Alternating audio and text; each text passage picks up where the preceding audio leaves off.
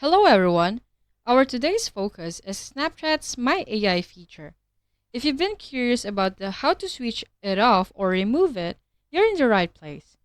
Firstly, it's essential to point out that as of May 3rd, only Snapchat Plus subscriber can completely remove the My AI from their chat feed. In their support article, Snapchat explicitly mentioned that Plus users get the privilege of early access to My AI features, including the option to unpin or remove My AI.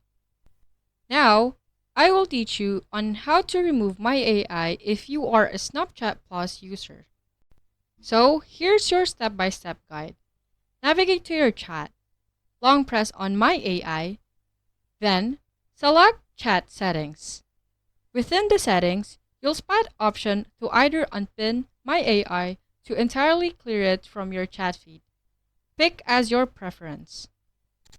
For standard Snapchat users, if you don't have Snapchat Plus, unfortunately you can't remove My AI just yet.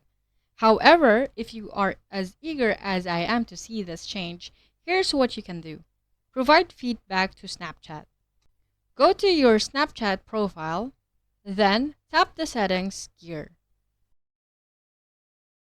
Scroll down to the bottom and select feedback.